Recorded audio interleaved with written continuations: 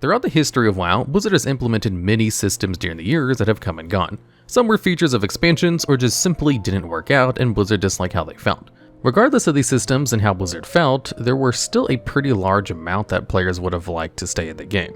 In this list, we're going to go over some of the removed systems in WoW and how badly players would like for them to come back. And at number 10, we have the corruption systems from Battle for Azeroth in patch 8.3. Specifically, the versions of corruptions where they could be purchased from a vendor at the end of its inception.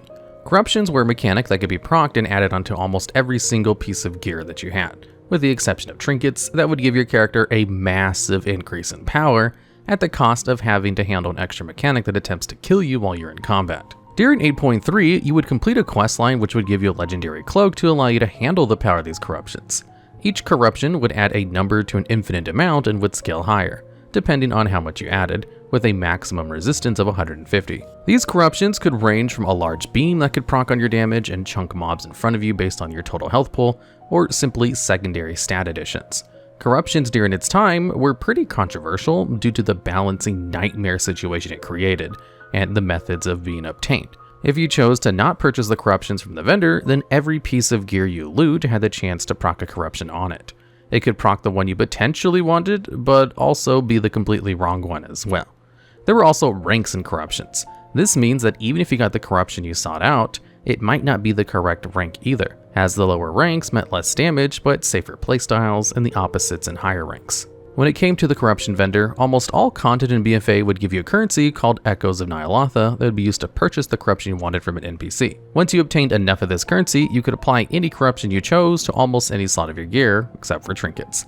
The problem is that this vendor had a 4-week rotation, meaning that if you missed the corruption you wanted for the week, you would need to wait a full 4 weeks for it to return. However, even though everything sounds negative, when players had finally obtained each corruption slot onto their gear, players felt fantastic.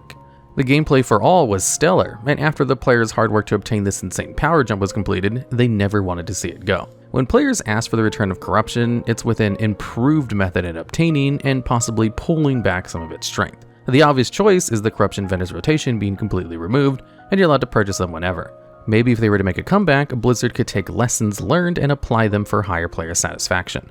Though, because of the negatives and the bad look corruption left overall on players when it was current, it barely makes a spot on this list at number 10. And at number 9, we have guild perks or guild levels. On the release of Cataclysm, Blizzard would implement a reputation-like system that pertained to every single existing or later created guild. Guilds could be leveled up to a maximum of 25 by completing various forms of endgame content, like dungeons completed, raid bosses killed, battleground wins, and so on and so on. To qualify for your guild's experience, 80% of your current group must be made up of guild members. As you leveled your guild, everyone within it would receive greatly useful passive buffs just for existing. These perks could be experience increase for all characters, less durability loss, increased reputation gains, more honor points, and the most popular, mass resurrection, which allowed one player to bring back an entire wiped group at once. As Cataclysm would follow Wrath of the Lich King, many players already had guilds due to the previous expansion's peak, and players enjoyed the idea of working together in the smaller activities to earn quality of life changes to their characters. It was later removed in Warlords of Draenor, stated by Blizzard that once a guild hit the final level, there was no purpose for it to exist, and they could just simply apply the perks earned to the default game. Guild perks that would stay within the game and just be given to all the players in a guild are Mobile Banking, Mount Up, Hasty Hearth, The Quick and the Dead, and Guild Mail. In Legion, even these would just be given to a player's class, depending on their spec for mass res, making guilds no longer required for everyone, but still incentivized for the guild achievements, banking, and bonds you can make with other people. And at number 8, we have the Reputation Tabards, or Championing.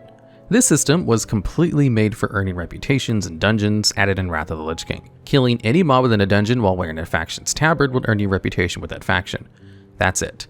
It was incredibly simple in theory and practice, and made grinds much easier on players, specifically alt characters. You could acquire the tabards at Friends of Reputation, which is where most players would be when it came to starting off Reputation. In Cataclysm, this was further improved by allowing players to equip a tabard from their faction's capital to earn legacy reputations faster while doing current content.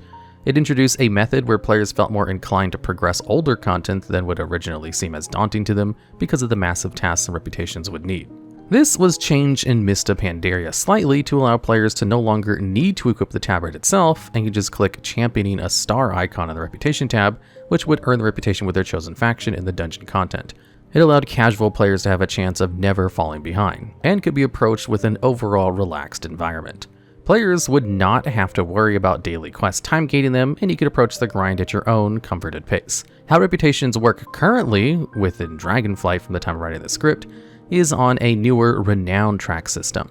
This usually ranges from levels 25 to 30, and you earn a level for every 2,500 reputation you gain from a faction. Once maxed out, there is usually the option to continue earning reputation through Paragon caches, which typically gives cosmetics, currency, and mounts.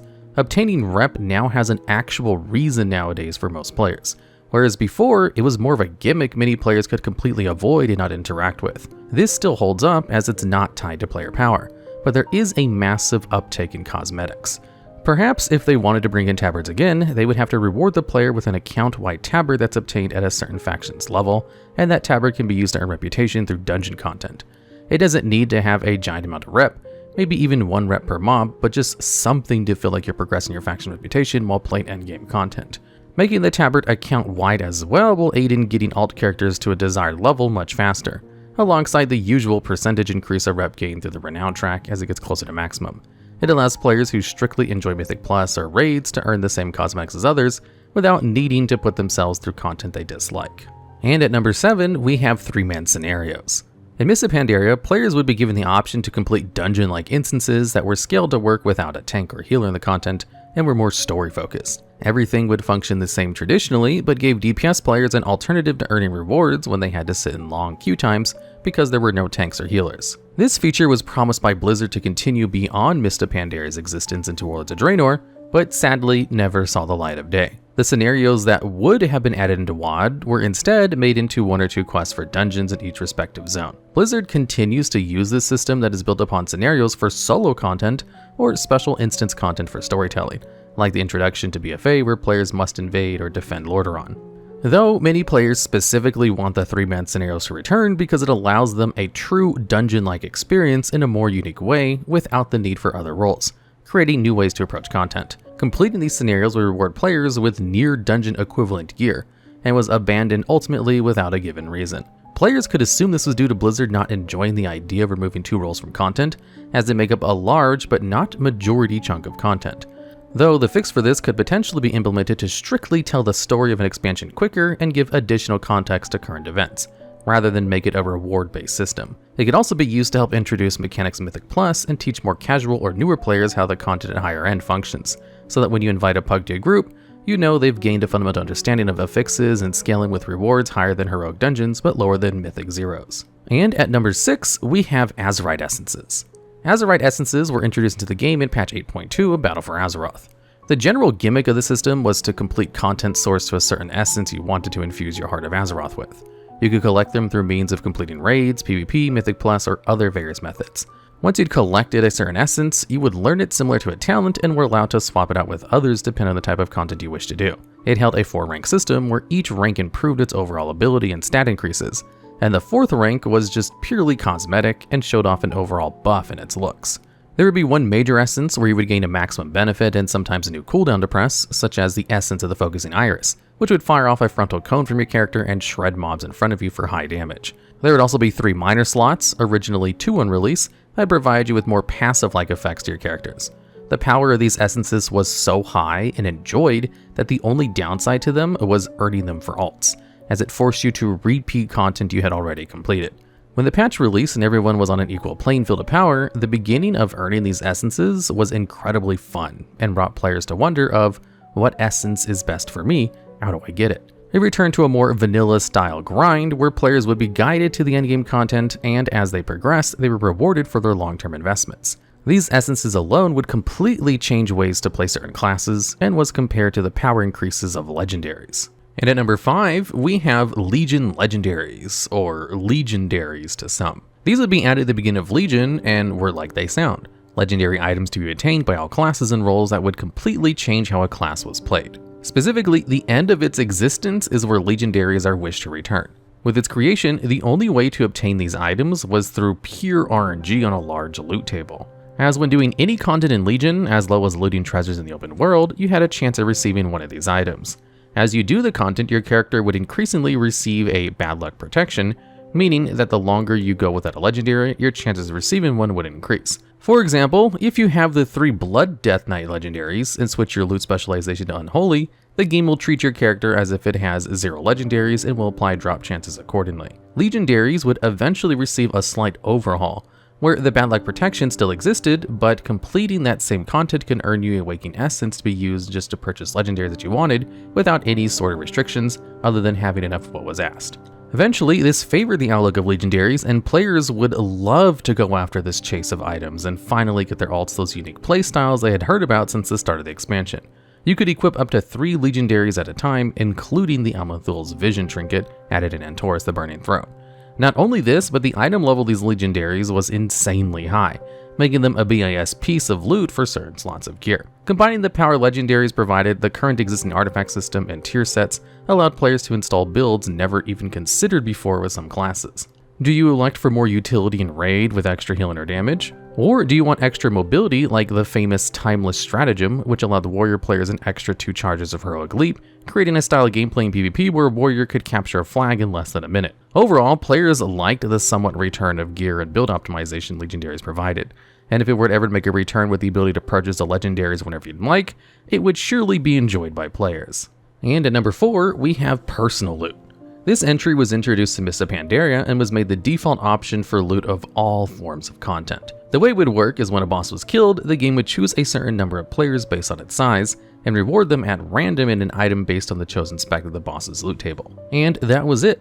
Everyone else would receive gold, and even some mounts would share this method in the future. Loot from personal loot was able to be traded to anyone who participated in the kill with you, so long as it wasn't an item level upgrade to you specifically. During the existence of personal loot, bonus rolls were also introduced, where it would simply allow you to roll your chances at the loot table like the game just had when looting the boss the second time, potentially earning you 2 pieces of loot per boss.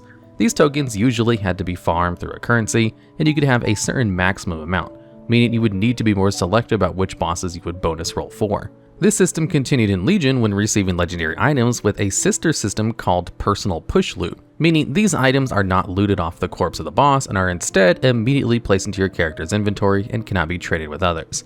This was used for a select few mounts in the game, such as the Sanctum Gloom Charger. This system was enjoyed by players because it made the overall solo experience in pugging content much easier, and removed loot drama from ninjas. It made gearing simpler for everyone and allowed no dead loop to drop. This meant that a bow could only drop in a group with a hunter because it would only go to that hunter. Nowadays, with group loot, a shield can drop for your group, but you don't have any classes that can actually use it or even learn it for transmog, creating dead loot essentially. For a long time, this loot method was preferred by developers, but since its removal, many have wished for it to return in other forms of content, specifically in things like LFR or non-guild group runs, so the solo player has a better chance of receiving loot and not competing with up to 29 other players for an item. And at number 3, we have Master Looter. This was a system introduced in vanilla that upon looting a boss, all of its loot would be locked and unable to be taken away by anyone in the raid unless they were given the Master Looter role by the raid leader. This created a system where players could more fairly give out items that were better for other classes and distribute the loot to what the raid determined as earned. Many guilds would shift to DKP, short for Dragon Kill Points, a system that would reward players with an out-of-game currency that they tracked manually. This system was completely up to the people who ran your guild and could range from earning you points and showing up for raids consistently, performing well on the damage meters, and overall being a helpful guild member. These points could be exchanged for items that would drop, and your raid leader would reward your efforts with first dibs on raid drops. There were also some guilds that were a bit more hardcore with the rewards in DKP, where if you failed at mechanics, missed out on raids, or were rude, you could lose the points and have less chance to be rewarded loot. It helped promote a better attitude in the community and allowed less people to steal loot they absolutely didn't need. Stealing loot was never stopped until personal loot, however, since the loot being locked meant the raid leader at any point could steal an entire boss's loot table and just vanish. However, with more modern approaches in WoW's history, Classic has shown that Master Loot can work and is the overall preferred method in rewarding loot for the community. It's harder to steal loot nowadays because an entire server can learn of who did it and blacklist them from joining anywhere, promoting better player behavior as to not leech off of the hard work of others. While there can still be instances of loot not needed by anyone in a raid farm, the overall fairness and trust Master Looter helped install became greatly preferred, further incentivizing playing nice and fairly with your fellow raid in long grinds. Though, obviously, if you weren't in a guild and preferred to play the game at a solo approach, this system can be looked down upon by many, and the GDKP system was created by the community.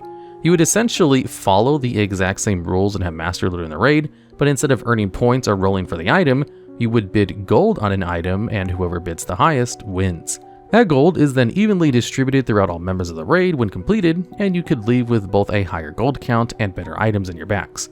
Overall, many guild groups would like for a return to the system, potentially allowing it when the group is a guild group only and not a mixture of pugs. And at number 2, we have the artifact weapons from Legion. Artifact weapons were class and spec specific to every player and could be customized in insanely different ways. Artifact weapons would be shared by all players of the same spec, meaning the Ashbringer would be obtained by all Retribution Paladins and could be customized at will. This system would remove the need of ever struggling to find a weapon in raids or dungeons, and instead replace with a weapon you could carry through the entire expansion and improve with gem-like sockets called relics. These relics would progress throughout the expansion to increase its item level of the players, and when socketed, would also increase the power of your weapon. To obtain these weapons, you would complete the Legion intro and be prompted to visit and establish your class hall, a garrison-like zone tailored specifically to your class, its needs, and aesthetics.